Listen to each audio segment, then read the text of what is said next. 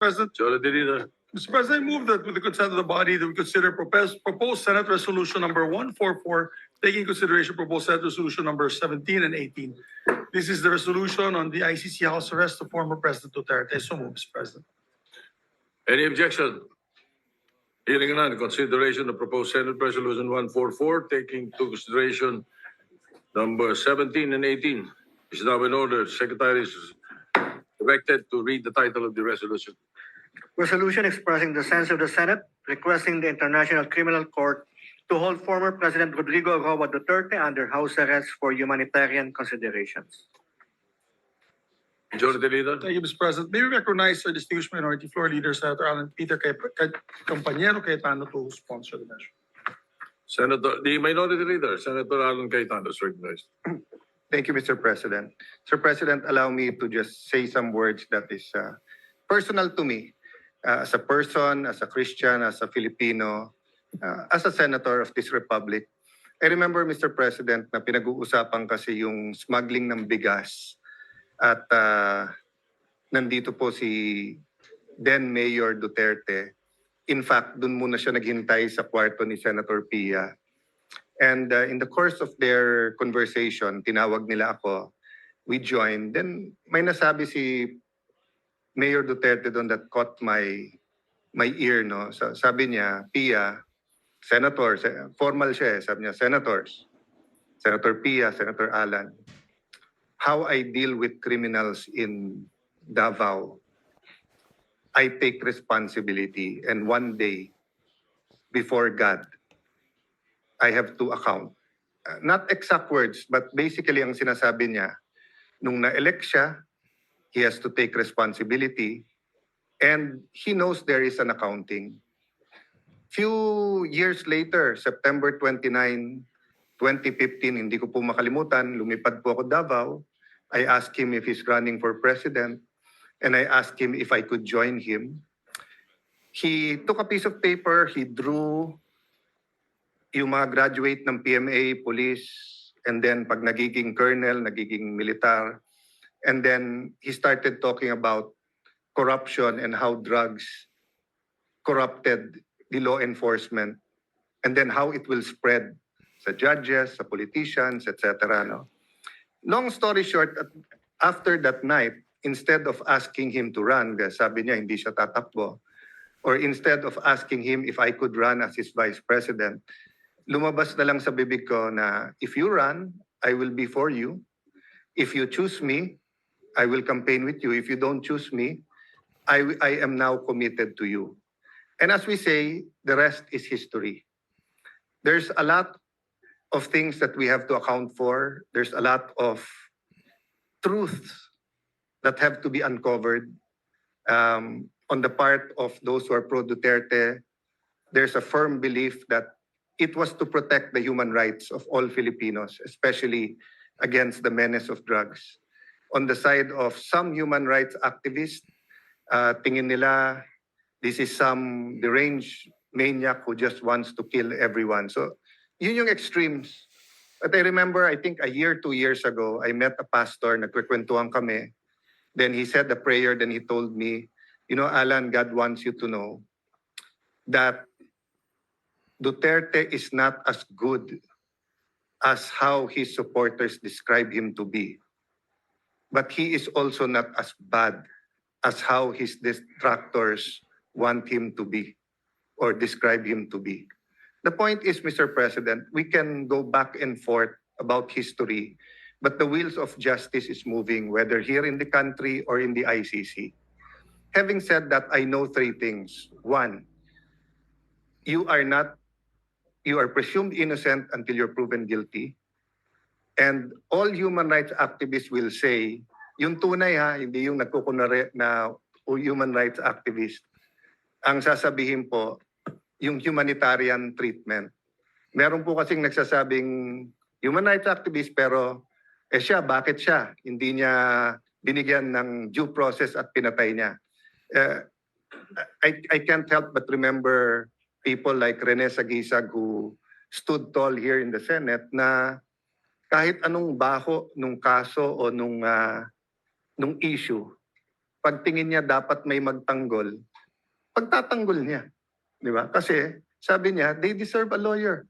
No matter how you think they're guilty, etc. So there are a lot of human rights activists we should and we can and we should pay tribute to. But my point is this: it is not against the tenets of human rights to allow any person, especially a former president of the country, to be under house arrest or to be under a country supervised under ICI, especially in the condition of President Duterte, who is 80 years old, who is, well, at least when he was brought there, was mentally strong. I don't really know how he is now. Pero, Mr. President, I mean, tayo, magkakasama tayo nung pandemic. You were Senate President, I was Speaker, Senate Majority Leader, was Majority Leader. Grabe po yung lungkot nung sa bahay, opisina ka lang. We were still holding office, pero can you imagine how President Duterte is coping now? So I'll oversimplify the resolution, and I know members of the Senate, especially the minority, will also speak. No, most of us here served with President Duterte, regardless whether we're always in agreement, disagreement with him. I wasn't always in agreement with him, no. But having said that, Mr. President, ang appeal lang po is humanitarian treatment, and ang appeal po is that we do it as a country. So first step ang Senate, but I'll use this podium to appeal to Malacanang. Might disagree very much with the Dutertes now, with all his children or most of his children, with some of his grandchildren, with people who claim to be Duterte diehard supporters. But again, balik tayo sa humanitarian. Pag tinakpan natin yung pangalan o yung mukha niya at ganun yung sitwasyon, tutulong ba tayo o hindi? Di ba? So, I was looking for something to read the other night. Nabuksan ko po yung isang libro saying, hindi bago nung sinabi ng Panginoon Jesucristo, love your enemies, pray for them, pray for people who prosecute you. Sabi sa Leviticus pa lang, nandun na yon. So I guess part of our struggle as a people is, how to deal with each other when we disagree politically. And again, hindi ko po binababa yung temperature. Human rights is important. All these issues should be threshed out, and it will be threshed out in the ICC. Di ba? May ICI ka na dito, may ICC ka doon. So, but one thing we don't want to do, is to see the former president suffer as if it is a punishment when he has not been convicted. So, Mr. President, this is not only for him, but it is for us as a nation. I cannot imagine what the country will do if something, I don't want to say it, but if something happens with him in the detention center at wala man tayong ginawa. So I'd like to thank you, Mr. President, the Majority Leader. I'd like to thank our colleagues that we took this up today, but I'd like to appeal to the palace na pag-aralan din nila. Just on that humanitarian, huwag nyo nang pansinin lahat ng tumitira o nagsasabi sa inyo o sa politika. Ang punto dito, he's a citizen of our country, he's 80 years old, he needs medical attention, he needs his family, he needs people to talk to. So thank you for this opportunity, Mr. President, and may I defer naman to the Majority Leader who will also sponsor this measure. Thank you, Mr. President. Majority Leader, Thank you, Mr. President. May I be allowed to just co-sponsor the measure? If I may. proceed. Thank you, Mr. President. Mr. President, yung akin dito hindi politika. Hindi na politika po. Whether I'm administration or on the other side, I'm for the country, you know that. I'm for the Senate. I believe in the Senate. I believe the leaders of the Senate, the leadership of the Senate, and of course the leaders of our country. We want our country to move forward. But out of humanitarian concerns, I have a father, Mr. President, who's 85 years old. He might be listening right now, as a matter of fact. And as 85 years old, he has to be assisted. Because once you're over 80 years old, po, your balance, you have a problem with your balance. I see that with my father and my mother. That has to be assisted. She's 82. Mr. President, yung tatay ko may medyo hindi na early stage dementia kasi minsan nakakalimot na rin siya sa mga anak niya. At talagang pag ganun ang stage, pati gamot nakakalimutan niya. So imagine you have a leader, former leader of the president, on isolation in that area na not assisted, talagang madideteriorate yung tao, Mr. President. We accord in the Philippine law accords persons of or detainees, persons deprived of liberty, a chance to see their family, a chance to even get visitors from not just family members but also other members of their circle. I remember also former President Joseph Estrada was given hospital arrest, and he was also given he was accorded certain liberties even when he was arrested. Former President Gloria Macapagal Arroyo also was given hospital arrest and given certain liberties also while arrested. Ako, hindi na po ito politika. Huwag nyo nang isipin, DDS o Marcos or kabila. Hindi po. Ito po, I'm speaking as a son who has a father that has the same illnesses that the president is feeling right now. So mine is more a humanitarian, compassionate request. That's why we toned down the resolution, Mr. President. Ginawa ko na lang po one-page resolution, just showing in view of his age and deteriorating health, asking the ICC, we're just appealing to the ICC to allow it within the rules. It's allowed within the rules. As a matter of fact, there has been instances in the past that they granted this kind of privilege to persons with deprived of liberty. So yun lamang po, Mr. President. I don't want to belate the point any further. Hindi po to politika, hindi dahil ganito ganyan. Walang political color to. It's just for humanitarian reasons, Mr. President. I know some of the families who were victims who would probably be angry at me, and I understand that. Pero yung akin siguro, if the position was done on anybody, as sabi nga ni Senator Alan, may it be anyone, as a Filipino citizen, deprived of liberty abroad, we always grant help that we can. As a matter of fact, many death row inmates who've done karumal-dumal na krimen sa ibang bansa na Pilipino ay binibigyan po natin ng legal assistance, and also we try to push for their clemency. As a matter of fact, marami pong binigyan ng clemency in Middle East countries requested by the President. So yun lamang po, Mr. President, and maraming salamat sa ating mga kapatid na nakikinig po sa akin na yun. Mr. President, to co-sponsor the measure, we'd like to also recognize on the line of sponsorship, we have Senator Bato de la Rosa, Senator Bongo, Senator Robin Hood Padilla, and Senator Jingo Estrada. May we recognize, Mr. President, Senator Ronald Bato de la Rosa. Senator Ronald De La Rosa is recognized. Thank you, Mr. President. Habang ako'y nag-aaral sa PMA, yung aking tatay ay nilapitan ng mga NPA.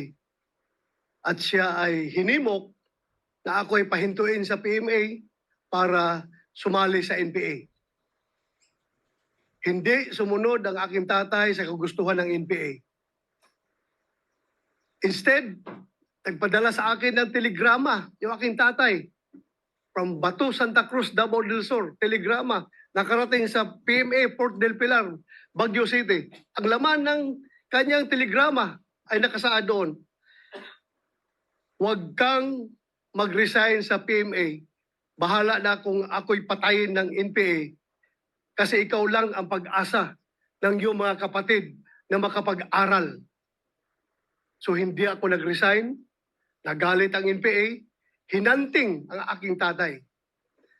Nung araw na patayin na sana ang aking tatay ng mga NPA, napansin ng aking kapatid na babae na 12 years old, na palapit na yung mga armado sa aking tatay. Habang ang aking tatay ay nagmamaniho ng tricycle, papunta sa amin, mag-parking, palapit na yung mga NPA para tirahin na siya, naglupasay yung aking kapatid na babae dahil alam niya na may mangyari sa tatay namin. Napansin ng tatay ko, kaya sumibat ang aking tatay. Kinabukasan, buong pamilya sumakay ng barko doon sa Davao Pier. Sumakay ng barko, pumuntang Manila. Ang suot-suot lang.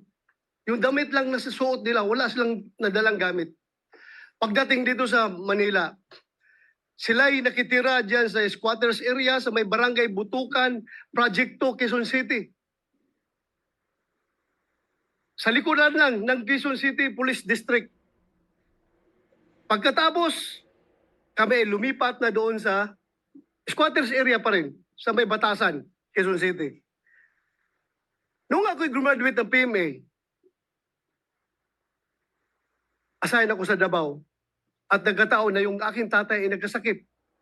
Nung siya nangihina na, ang pakiusap niya, Dong, pwede ba akong makauwi ng Davao kasi gusto kong lumanghap ng preskong hangin sa Mount Apo at kumain ng kinilaw na isda at uminom ng tuba. Bago man lang ako mamatay, pauwiin mo ako ng Davao. Sabi ko, Tay, hindi ka pwedeng umuwi dahil hanggang ngayon hinahanting ka pa ng NPA sa galit niya sa iyo.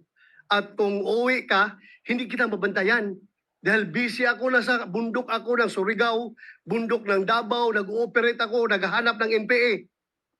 Ang trabaho ko, hindi kita maalagaan, hindi kita mabantayan. Namatay siya na hindi nakauwi ng Davao. Inuwi namin siya na bangkay na sa Davao. Napakalaki na pagsisisi ko. Sabi ko sana, nakauwi man lang siyang buhay.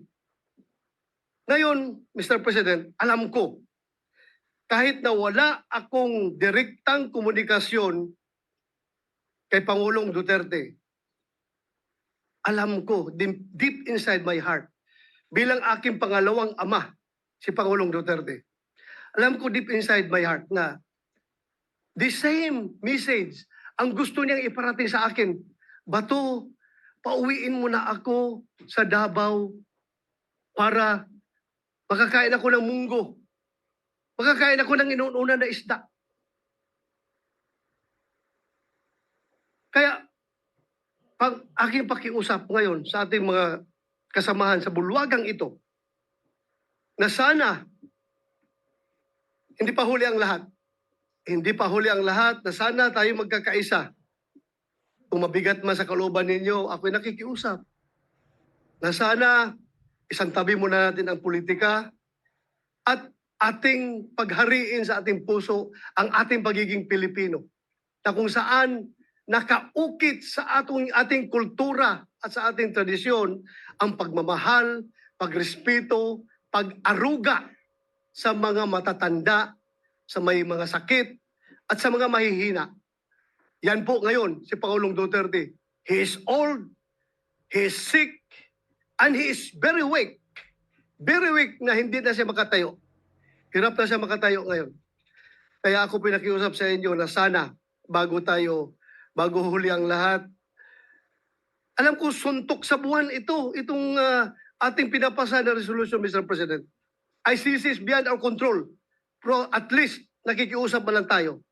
Bago man lang pumanaw si Pangulong Duterte, bago man lang siya mamatay, sana maramdaman niya na somehow merong isang sangay o isang sanga ng gobyerno, partikular ang Senado, na nag-iisip na siya ay sana makauwi at mailagay sa house arrest. Yun lang po aking pakiusap, Ginoong Pangulo. Sana suportahan natin ang resolusyon na ito. Maraming salamat at magandang hapon sa ating lahat. Mr. President, Sure, the leader. may we recognize Senator Christopher Bongo. Senator Christopher Bongo is recognized. Mr. President, I rise to appeal to our colleagues to support measures urging the government to advocate before the International Criminal Court for the interim release of former President Rodrigo Duterte or just place the former president under house arrest. Mr. President, I believe that there comes a time when the measure of a nation is not in the strength of its laws, but in the depth of its compassion. Ang tunay na malasakit, simpatya at kalinga natin sa isa't isa ay ang totoong sukat ng ating makatarungan at makataong lipunan. Pilipino rin po si Tatay Digong. Last Saturday, nagpalabas po ng official statement si Vice President Sara Duterte hinggil sa insidente kung saan nadatnan ng mga personnel ng ICC detention facility si Tatay Digong na walang malay. Kinumpirma rin po ito ng kanyang abogado. Kinakailangang dalhin si Tatay Digong sa ospital upang masuri kung meron ba siyang injuries, lalo-lalo na po sa kanyang ulo. Sa totoo lamang po, nung nabalitaan ko po ito, ang sakit, napaluha po ako. Sobra pa po sa tatay ang turing ko sa kanya. At kahit na hindi na po siya presidente, maalala ko December, November, monthly po siya nagpapa-medical check-up sa Cardinal, and he is scheduled nung March 12, December, January, February, March 12 para sa follow-up check-up niya. Kahit linggo po, sinasamahan ko yan. At alam ko po yung mismo yung gamot niya. 27 po yung pinapadala ko sa kanya, nag-order yung mga nurse niya. Tsaka hindi niya talaga sinasabi kung na-slide siya noon. For the past 3 years, ayaw niyang sabihin sa common law wife niya, sa partner niya si Ma'am Hanelet, na tinatago niya parati sa kanya. Sa akin siya tumatawag, sabi niya, wag mong sabihin. Ayaw ko nang magpa-check up. At ang makakapagdala sa kanya sa ospital, yung doktor lang po niya. Pag tinatakot namin siya through his doctor. Totoo po yun. Ang nakakatakot lang po ngayon, wala po siyang matatawagan, wala siyang masasabihan. At kilala ko po si Tatay Digong. Ano yun eh. Siya na mismo parang pagod na rin po siya. Parati niyang sinasabi noon, pagkatapos ng kanyang presidency, pagod na. Talagang tinamaan rin po yung kanyang katawan, yung kanyang edad. Sa kanyang edad at during the pandemic, maalala ko 2016, kasama si Senator Cayetano, miikot, sobrang lakas pa niya noon. Pero panahon ng pandemya, wala na. Talagang humina po siya na minsan natutumba lang. Siguro hindi ko na po mabilang sa kamay ko, ilang beses na po siyang natumba mismo sa bahay niya. Dahil sa mahina na yung tuhod, minsan nakakalimot na po siya. Pilipino naman po si Tatay Digong. Masakit lang po sa akin dahil sa totoo lang, sobra pa po sa tatay ang turing ko sa kanya. Mas nakakasama ko po siya for the past 25 years kesa sa totoo kong tatay. Totoong tatay ko, 5 taon ko hindi nakikita. Tatay Digong, 350 out of 365 days. Nakakasama ko siya until 2022 dahil tapos na po ko yung termino niya at may trabaho naman po ako dito sa Senado. Ang nakakalungkot po dito, baka God forbid, meron pang mas malalang mangyari sa susunod sa kanya. Mas nakakatakot po yun kung doon po mangyari ito sa ibang bansa. Ako po'y nakikiusap sa ating mga kasamahan, kahit nga sabi ni Senator Bato, suntok sa buwan po ito.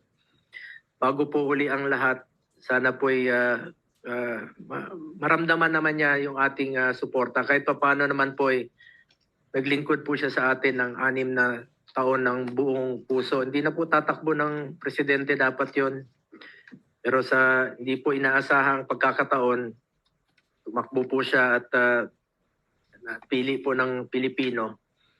Former President Duterte has absolutely no intention to evade or escape accountability. If any, ilang beses na niyang sinabi, he takes full responsibility for his decisions. Ang hiningi lang po natin ay konting konsiderasyon lang po para sa isang Pilipino na naging leader natin noon, na talaga naman pong binigay niya po ang lahat para sa ating mga kababayan. Hindi po ako titigil sa aking pakikiusap sa lahat. Let's bring him home. Hindi po sanay mag-isa si former President Duterte. Mahirapan talaga yon. At hindi ko po alam kung hanggang kailan niya po matitiis na mag-isa. 2 araw lang, naghahanap ng kausap yon, naghahanap ng mapupuntahan. Sana po magkaisa po ang Pilipino. Sana po wag nating ipagkait kay Pangulong Duterte ang karapatang dito na po tumanda sa atin. Sana po ay matuldukan na po ang pagkawatak-watak nating mga Pilipino. Ang gulo na po ng ating bayan, mas lalong gugulo po kung merong mangyari sa kanya. Once again, I'm appealing to our colleagues to support and call for the house arrest of former President Duterte. Kung ano man pong pwede nating maitulong sa kanya, bago huli na po ang lahat. Maraming salamat po, Mr. President. Majority Leader. Thank you, Mr. President. Next to sponsor the measure, Senator Robin Hood Padilla, Mr. President. Senator Robin Padilla is recognized. Maraming salamat po, Ginoong Pangulo, at sa ating pinunong mayorya. Una po sa lahat, gusto ko rin po magpasalamat sa mga senador na nagbigay po sa amin ng lakas loob upang ilapit po sa inyo itong usapin na ito. Alam niyo po, mga kasama, ang pagkakakilala ko po kay Tatay Digong, kaya po siya ay aking iniidolo. Ito pong taong ito ay matapang na tao. Nasa kanya po lahat ang katangian, parang isang katulad ko ay sumaludo. Pero dumadating po sa punto na ang isang tao ay tumatanda. Alam niyo po, kung ikukumpara ko yung pangungulungan ko dito sa Pilipinas, sa pangungulungan ng ating Tatay Digong, ay napakalayo po. Sapagkat ang kulungan po natin ay hindi po parehas ng kulungan sa ibang bansa. Si Digong po ay nakakulong sa napakaliit na kwarto. May oras po para siya ay lumabas. Halos buong araw siya po ay nasa loob ng kwarto na yan, na meron lang pong maliit na butas kung saan po inaabot ang kanyang pagkain. Napakahirap po dahil dito po sa atin, sa amin sa Muntinlupa, ang tawag po namin doon Bartolina. Yun po ang itsura ng kilalalagyan ni Tatay Digong. Siya po ay nasa Bartolina. Wala po siya doon nakakausap, wala po siyang nakakakwentuhan, at higit sa lahat, napakahirap po para sa isang nangungulungan na sa ganong edad ay nag-iisa ka, wala pong nag-aasikaso sa iyo. Alam niyo po, ang aking mahal na ina, nung siya po ay nag-umpisa na nagkaroon ng mild dementia, siya po ay 80 years old. Ang aking pong ina ngayon ay 89, siya po ay may advanced dementia na. Kaya batid ko po kung ano ang hinagpis ng mga nagmamahal kay Tatay Digong. Kung paano po nakakalimot sa kanyang pangalan, nakakalimot sa pangalan ng mga anak niya, nakakalimot sa mga bagay na may kilalaman sa katawan niya, kung kailan siya dudumi, kung kailan siya iihi. Mga bagay po yan na inilalapit ko po sa ating mga kasamahan at sa mga kababayan natin. Kung sana po ay mapagbigyan ang aming kahilingan. Hindi naman po kami humihingi na siya po ay pakawalan. Ang hinihingi po namin, siya po ay maialis sa Bartolina. Iba po ang pangungulungan sa ibang bansa sa pangungulungan sa atin. Alam ko po, batid ko po, meron pong mga katulad niya na nakulong dito sa bayan natin. Na mga politiko na nakulong dito sa bayan natin. Pero iba po na hindi ka nakakulong sa sarili mong bayan. Yun lamang po, mga mahal kong kasama dito bilang mga Pilipino. Bilang mga Pilipino, isang matandang Pilipino ang merong karamdaman sa kanyang pisikal at mental. Siguro po sa ating mga ugaling revolusyonaryo sa pagkakataong ito, kailangan tayong bumangon at sagipin natin ang ating kababayan. Yun lamang po, maraming salamat. Majority Leader. Thank you, Mr. President. Next to sponsor the measures, no other than Senator Amy Marcos, Mr. President. Mr. President Majority Leader. May I co-sponsor the pending resolution and herewith enter into the records portions of the September 11 defense request for an indefinite adjournment, in particular paragraphs 3, 4, and 7, to wit, all of the medical information collated leads to an overwhelming conclusion that Mr. Duterte suffers from significant cognitive deficiencies that affect his memory, his daily executive functioning, his visual constructive abilities, and his orientation to place and time. This is concluded simultaneously by a neuropsychologist instructed by the medical officer of the ICC Detention Center at the specific request of the registrar. And for this reason, the medical data presented to the pretrial chamber is neither partisan nor self-serving.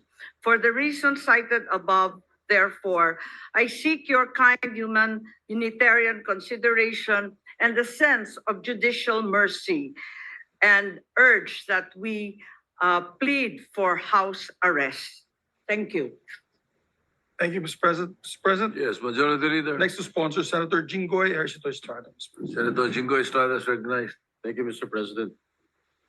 Mr. President, I would like to associate myself with the sponsorship speeches of our colleagues and express my full support on proposed Senate Resolution number 144, expressing the sense of this chamber to request the International Criminal Court to hold former President Duterte under house arrest rather than in a detention facility, uphold the principles of humanity, irrespective of political interest or other gains.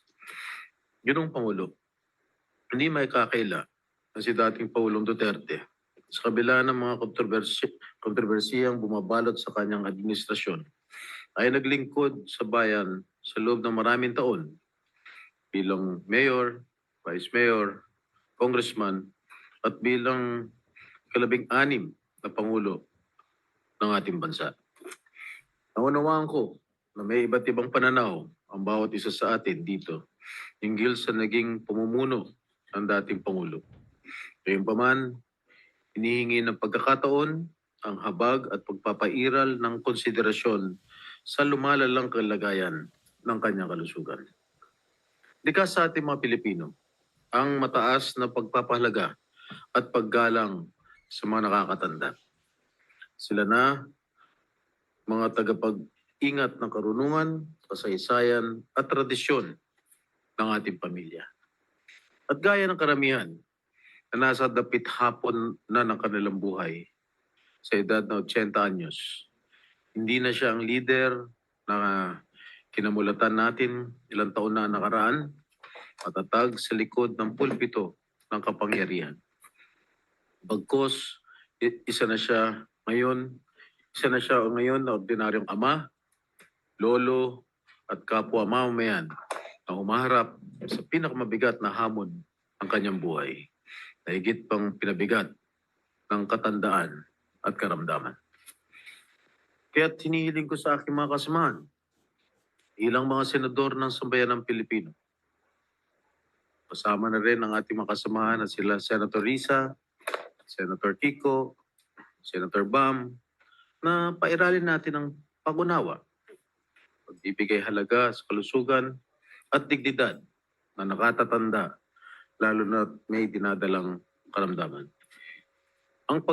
Ang pagpapasyang ito ay hindi nangangahulugan ng paglimot o pag-absuelto sa mga ipinupukol sa dating Pangulo. Pagkus ay pagbibigay ng pagkakataon na makapamuhay siya sa ilalim ng makataong kondisyon habang dinidinig ang kanyang mga kaso. Naway manaig ang ating pagkakaisa, lasakit at pagiging makatao. Dahil higit sa lahat, siya ay isa ring kapwa Pilipino. Sabi nga ng aking ama, dating Pangulong Estrada, walang tutulong sa Pilipino kundi kapwa Pilipino. Maraming salamat po, Ginoong Pangulo. Majority Leader. Thank you, Mr. President. Last but not least, to sponsor the measure, Senator Rodante Marcoleta. Senator Dante Marcoleta is recognized.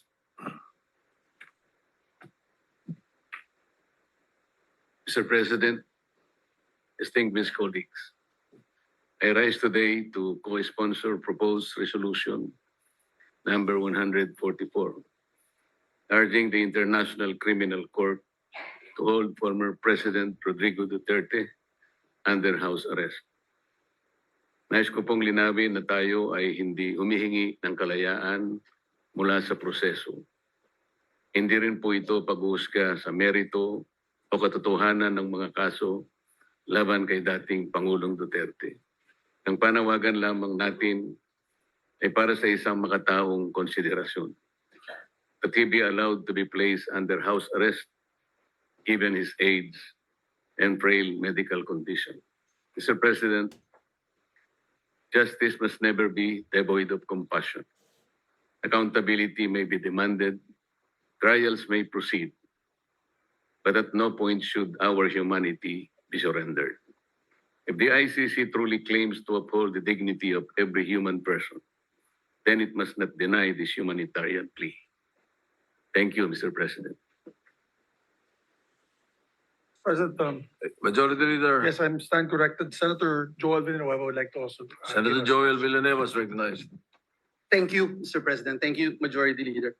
Mr. President, please allow me to express my deepest thanks and gratitude to my colleagues in the minority bloc for pushing for this resolution that I am supporting, Mr. President. Mr. President, I am in favor of this resolution which respectfully urges the International Criminal Court to consider placing our former President, Rodrigo Duterte, under house arrest on humanitarian grounds. Mr. President, given his advanced age and reported health concerns, this measure affirms the principle that compassion and human dignity must never be set aside, regardless of political views, regardless of political color, or even legal proceeding. Mr. President, I am known to be not a fully supporter of the Duterte presidency. I have been the chairperson of the Senate Committee on Labor for quite a long time. And during that time, magkasama po yung migrant workers at Committee on Labor. And every time we hear somebody, a kababayan, ano man yung dahilan na nakulong siya, na aresto sa ibang bansa, ang lagi po nating inisyal na pagkilos ay tulungan yung kababayan nating ibalik sa Pilipinas. Ibalik sa Pilipinas, dito siya litisin, masiguro na napuprotektahan yung kanyang karapatang pantao. Yun ho yung lagi, unang-unang ginagawa po natin. Nakakalungkot po itong mga nangyari. Agree man tayo o hindi sa pagpapadala sa ICC kay Pangulong Duterte. Mr. President, hindi po layunin ng resolusyon na ito na hadlangan ng proseso. Hadlangan ng proseso ng batas, hindi po layunin. Hindi rin po layunin na magsabi kung siya po ay may sala o wala. Ang panawagan po ng resolusyon na ito ay para sa isang makataong pagtrato. Isang paglapit na nagpapakita na ang hustisya ay maaari pong isabuhay ng may habag at malasakit. This representation, Mr. President, recognizes the national sentiments expressed in these two resolutions, Senate Resolution number 17 and 18. Gayunpaman, Ginoong Pangulo, naniniwala po ang kinatawan na ito na ang resolusyon na ito ay naghahangad na makamit o ma-strike yung balance, Mr. President, sa pagitan po ng paggalang sa mga international na proseso ng batas at ang pagtatanggol sa makataong pagtrato sa isang kapwa Pilipino. Anuman po ang kanyang dating posisyon. Naniniwala po ang representasyon na ito, Mr. President, na ang hustisya ay dapat ipaglaban. Pero hindi kailanman kapalit ang ating pagiging isang makataong lipunan. Maraming salamat, Ginoong Pangulo. Majority Leader. With that, Mr. President, there are requests from some colleagues that we make it nominal voting, use some would like to vote one way or the other, Mr. President. We'll respect that. And I just ask that if there's an explanation, we can do it after the vote, Mr. President. So I move that we, You are yes, seeking a nominal vote, for the and the resolution, explanation of the votes would be given after, Mr. President. after the voting? Yes, Mr. President, if they want, if they wish to. Well, what if we would want to explain our vote? You before- may, Mr. President. This, of course, it was just an appeal, but you may. Usually, by tradition, we do it after, but if you want to do it while you vote, Mr. President, then we will, of course. Sometimes the accede vote to that the we make, President. because sometimes the vote that we make, the explanation is no longer listened to, Yes, Mr. you President. know? I understand. So that might be able to Yes, Mr. President. explain to the people, the public, and the colleagues why you are voting for that particular or your choice or decision on this vote. Yes, Mr. President. So is there no period of interpolation? No more in period of amendments? No more, Mr. President. So this is the PS Resolution 144, 144, Mr. President. which you drafted Yes, and Mr. President. different from the other resolution, the original Yes, resolution Mr. filed? President. This is for me, this would have been the best compromise, where we're focusing only on the humanitarian issue at hand, Mr. President. All right. So move. So, any objection? Hearing none, the secretary will conduct a roll call, nominal voting, roll call vote. Roll call vote. Senator Aquino. Senator Cayetano Alan. Senator Cayetano Pia. Senator De La Rosa. Senator Ejercito. Senator Escudero. Senator Estrada. Senator Gatchalian. Senator Go. Senator Ontiveros. You're recognized. Senator Rivera, Salamat. recognized. Salamat po, Mr. President. Mr. President, ginagalang kong mga kasama. With due respect sa mga may akda at taga-suporta ng resolusyong ito, nakatayo po ako dito para ipaliwanag yung aking boto ng no. Una po, sang-ayon ako na ang humanitarian considerations ay essential na bahagi ng hustisya. At tama ang dapat makonsern tayo sa general welfare at dignidad ng lahat ng mga Pilipinong nasa ibang bansa, ng lahat ng ating mga nakatatanda, at ng lahat ng mga persons deprived of liberty. Pero Mr. President, hindi tayo nagdi-deal sa sufficient facts. Wala pong indikasyon na ang ICC ay nagpapabaya sa pagbantay sa kalusugan at kagalingan ng mga taong nasa kustodiya nila. May panayam rin po, ilang araw ang nakalilipas, kung saan sinabi ng pamilya ni former President Rodrigo Duterte na he is well, even jolly, at kaya pa ngang makipag-usap tungkol sa maraming topic, kasama ang politika, flood control, at love life. Ang panawagan para ang gobyerno ay mag-advocate para sa interim release o house arrest ni former President Duterte, maaring nakakouch sa humanitarian terms. Pero nagmumukha ring isa pang halimbawa ng ating gobyerno na nagbibigay ng special treatment sa isang makapangyarihang individual. Tila ba'y isa na naman itong patunay na ang batas ay marahas sa karaniwang Pilipino, pero malambot sa iilang may kapangyarihan. Kapag ordinaryong lolo ang inakusahan ng nagnakaw, pwedeng kulong agad at di makapagpiyansa. Pero dito, gobyerno mismo ang lumalaban para bigyan ng house arrest ang isang taong akusado ng mga napakamabigat na krimen. Totoo po na ang International Criminal Court mismo ay nakapag-grant ng interim release sa iilang exceptional circumstances.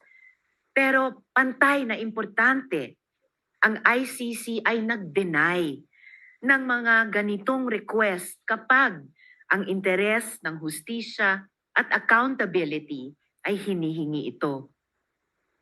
Alalahanin po natin na ang mga international courts ay nakapag-deal na sa maraming aging prisoners. Ratko Mladic and Radovan Karadzic, both convicted for genocide and crimes against humanity, continued to serve their sentences well into old age. And in fact, just this year, Mr. Mladic asked to be released on humanitarian grounds, claiming that he only had a few months to live. The court still denied him, ruling that his medical condition did not meet the threshold of an acute terminal illness that would justify release. Their continued detention was not seen as inhumane because their crimes were too grave, too devastating to entire communities. Totoo naman, si dating Presidente Duterte ay hindi convicted. He stands accused pa lamang. Pero kahit sa kaso ng mga accused persons, nagpakita ang ICC ng pag-iingat. Laurent Gbagbo, the former president of Cote d'Ivoire, was denied interim release precisely because the vast network of supporters he commanded, which posed a risk to victims, witnesses, and to the integrity of the proceedings. Eventually, Gbagbo was acquitted. His day in court came, and he walked free, not because of an early release or house arrest, but because of a judgment. Si dating Presidente Duterte din ay pwede pang umasa sa ganoon. But the path there is through trial, not through early release or house arrest. Kung tunay ngang may sakit ang dating Pangulo, hindi ba't ang solusyon ay dalhin sila sa ospital sa The Hague, Netherlands, habang binibigyan ng angkop na tulong at suporta mula sa Philippine Embassy doon? Mga kasama, ang mga atrocities ng tinatawag na war on drugs ay hindi mga guni-guni lamang. Sila ay mga winasak na buhay ng libo-libong mga mahihirap na Pilipino. Sila ay mga hiyaw ng mga nanay at tatay na ang mga anak kailanman ay hindi na umuwi. Sila ay mga walang markang libingan at yung kultura ng impunity na hanggang ngayon nagmumulto sa ating lipunan. Hanggang sa araw na ito, yang mga pamilya ng mga biktima ay nagdedemand pa rin ng hustisya, katotohanan at accountability, habang patuloy din silang natatakot para sa kanilang mga buhay. Samantalang dito po tayo, nagsusulong ng humanitarian considerations para sa individual na mismong akusado ng mga krimen laban sa kanila at laban sa humanity. Noong 2016, sinabi ni Presidente Duterte na wala siyang pakialam sa human rights. At kahit iutos pa ang pagpatay, walang makakaaresto sa kanya. Immune siya dahil matanda na siya pagkatapos ng termino. Sabi niya, wala silang laban. Tama ba si Presidente Duterte? Ang resolusyong ito ang magiging sagot ng Senado sa tanong na iyan. Alang-alang sa pagrespeto sa hustisya, fairness, at alaala nung ang mga buhay nila ay ninakaw at winasak. Ipagpaumanhin niyo po, Mr. President at mga kasama, hindi ko po in good conscience masuportahan ang resolusyong ito.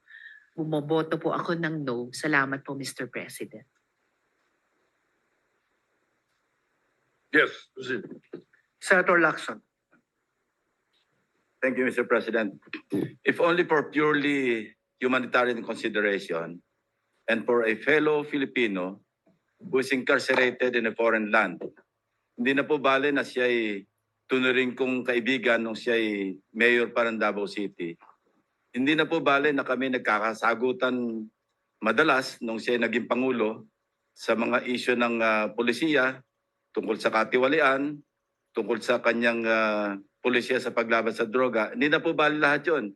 Sa akin lang po, for a fellow Filipino na nando sa napakalayong lugar at nakakulong, I vote yes or in favor of resolution number 144. Thank you, Mr. President. Senator Lapid. Senator Legarda. Senator Marcoleta. Senator Marcos. Senator Padilla. Ginoong Pangulo, gusto ko lamang pong ipaliwanag ang aking boto kung bakit ako po'y bumoto ng oo, yes. Ako po'y isa sa mga nauna at nananatiling laging nasa The Hague. At marami po tayong nababalitaan doon, galing po sa mga Pilipino na nandun. Katulad po ng pagkabagok ng ating Tatay Digong. Ito po'y natagpuan na walang malay sa kanyang Bartolina at siya po ay nadala sa ospital at doon po ay alhamdulillah wala naman pong nakitang damage sa kanya. Pero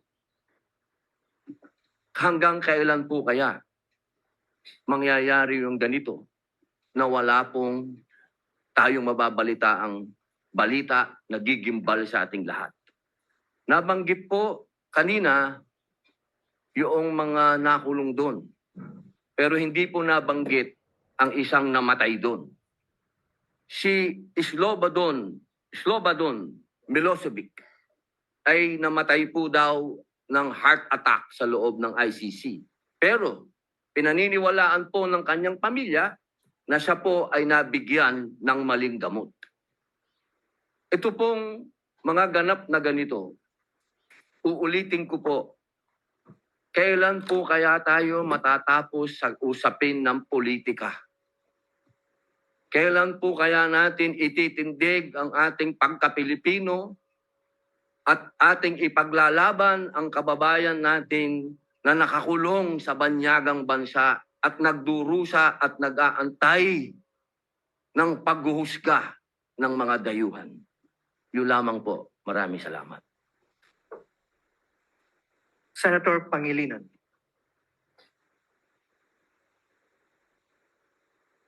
Ako po ay bumuboto ng no.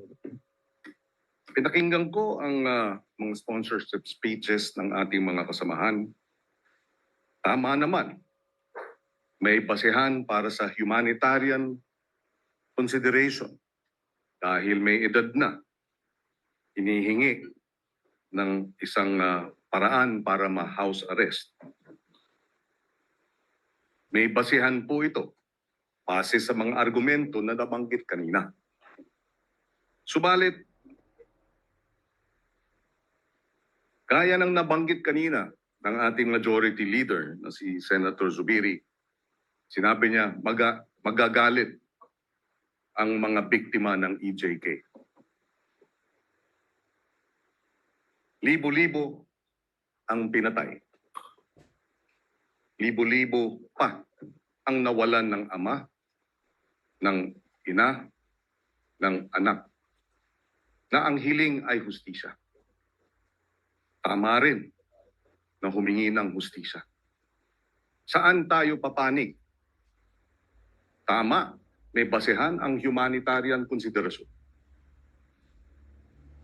Ngunit may basehan din yung daing at yung dalamhati at yung masasaktan na libo-libo nating mga kababayan na pinatay. Saan tayo? Humanitarian consideration o sa mga daing ng hinihiling ang hustisya? Bilang chairman ng Committee on Justice and Human Rights. Nais ko mang pumanig sa isang banda. Tungkulin kong pumanig sa mga daing ng naghahanap ng hustisya. I vote no. Senator Tulfo Erwin.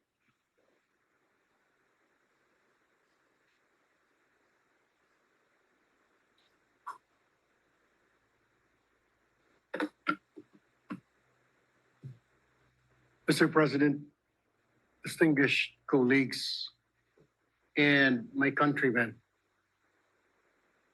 This resolution will further divide our nation. But I rise to explain my vote in favor of a Senate resolution requesting the International Criminal Court to place former President Rodrigo Roa Duterte under house arrest rather than continued detention at the ICC facility in The Hague while awaiting trial for crimes against humanity. Mr. President, my decision is not a judgment on the merits of the case. The charges will be heard and decided by the proper tribunal. Rather, my vote is guided by humanitarian considerations.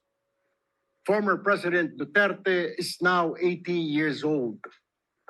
According to reports, his health is deteriorating. Hindi po ito unang beses sa ating kasaysayan na tayo ay naging mahinahon at makatao sa dati nating mga pangulo. Noong 2001, si dating Pangulong Joseph Estrada ay pinayagang manatili sa house arrest. Ganon din po si dating Pangulong Gloria Macapagal Arroyo na pinayagan sa hospital arrest dahil sa kanyang kalagayan noon. In granting the same to former President Duterte, we are not excusing accountability, Mr. President. As a nation that values compassion and respect for human dignity, kahit pa po sa mga akusado, we must show the world that justice is not driven by vengeance, but by fairness and humanity. Hindi po natin hinihingi ni pa walang sala siya sa kanyang mga nagawa. Tama po, sa libo-libo nating kababayan. We cannot just close our eyes. What we want, we are simply affirming compassion without abandoning justice, Mr. President. The law must be firm, yes, but it must be also be humane. Maraming salamat po. May God bless our people and our nation. Thank you, Mr. President. Senator Tulfo Rafi. Senator Villanueva. Senator Villar Camid. Senator Villar Mark. Senator Zubiri. Senate President Soto III. Your Honors, I am faced with two equally important issues affecting life and liberty.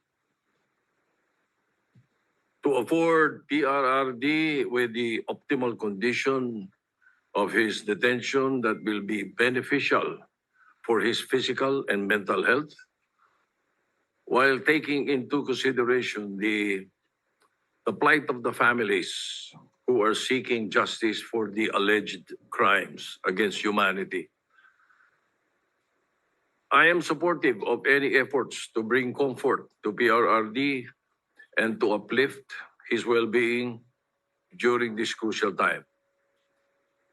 However, my choice or decision in my conscience might even help in further dividing the nation.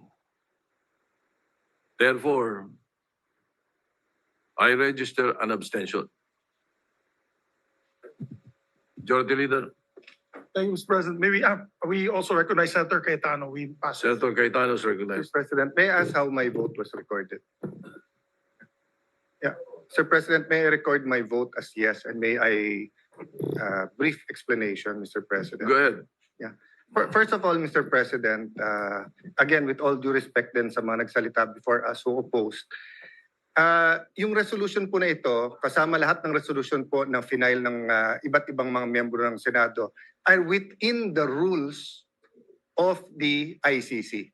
Ilinawin ko po yun kasi parang sinasabi, ito yung mga president, ito yung pwede, ito hindi pwede. Galing nung research nyo, pero ang magde-decide pa rin yan ICC. At ang basehan ng decision nila ay hindi yung presidents ng ibang mga miyembro kasi iba-iba yung sitwasyon natin sitwasyon ng mga accused. So yung rules. Pangalawa po, lahat ng resolution na final natin kasama kay Majority Leader is consistent with each and every human rights convention that the Philippines signed. So what I want to emphasize, Mr. President, is iba ang vengeance sa justice Ang vengeance is an emotional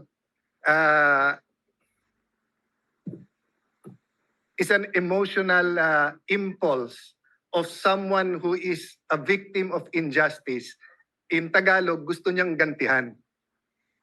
Ang justice, hustisya, ay well-defined sa international community, and I know that as a former Secretary of Foreign Affairs. At yan po ay nakatala sa ating konstitusyon, sa international conventions, sa human rights, etc., pati sa ICC. At pag ikaw ay hinuhusgahan pa lang o ikaw ay kinakasuhan pa lang, in fact, na-postpone yung yung confirmation of charges kasi tinitignan pa nga kung maiintindihan ng akusado yung i-accuse sa kanya. So, kasama lahat po dyan sa justice is hindi mo muna gagantihan siya habang siya ay innocent until proven guilty. Tignan niyo halimbawa si dating Senador Leila de Lima. Wag na yung ibang mga senador, di ba? Grabe din po ang akusasyon sa kanya, droga. Pero pumayag po lahat. Pati po ang pinakagalit sa kanya na out of humanitarian, meron siyang detention facility sa Camp Crame, no? At meron siyang cellphone at nakakapag-function pa rin siya dito. So lastly, Mr. President, I will not argue anymore whether the war on drugs was a maniac killing everyone or the war on drugs was precisely to protect the Filipinos because replay na to Ilang beses na napaliwanag to, the facts, ilang beses na present sa international community at saka dito. Just one point, Mr. President. Nung tinignan natin yung dami na namatay nung Aquino administration, ay sing dami nung namatay nung first 2 years nung Duterte administration. Except that during the Aquino administration, through Senator De Lima, pinalitan nila yung definition ng EJK. EJK, kapag yan ay labor union, yan ay human rights leader na napatay. Pero pag ordinaryong tao na napatay, hindi EJK. Biglang pagdating ni Duterte, lahat ng patay na hindi natural causes, EJK. Pero pag kinumpare mo, there was 13 to 16,000 every year in the Aquino and even before Aquino. So again, Mr. President, we're not here to debate that.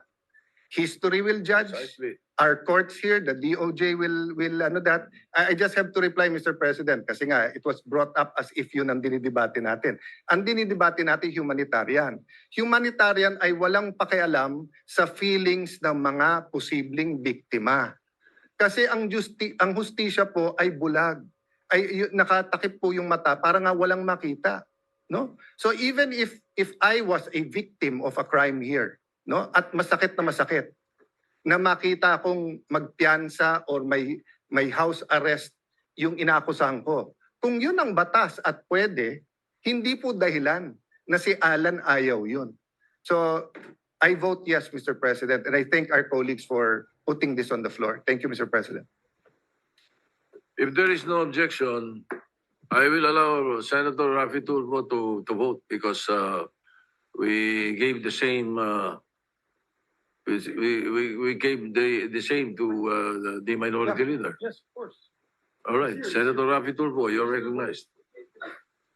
Mr. President, my dear colleagues, if we will use the reason as a humanitarian, that's why we have to put the former President Rodrigo Duterte under house arrest, I will vote yes. But it should be proven na meron po siyang sakit. Kasi yun po yung lumalabas sa balita na may sakit po siya, matanda na siya, hindi siya kumakain, hindi siya nakakatulog. Then if it's true, I'll cast my vote as yes. Pero without proof na yun nga talaga ang totoong pangyari, then I will abstain. Thank you, Mr. President. Is abstention. Abstention po ako. Yeah. Thank you, Mr. President. When we get the result of the vote, Mr. President. We have 15 affirmative votes, 3 negative votes, and 2 abstention. PSR Resolution 144 is hereby adopted. Thank you very much.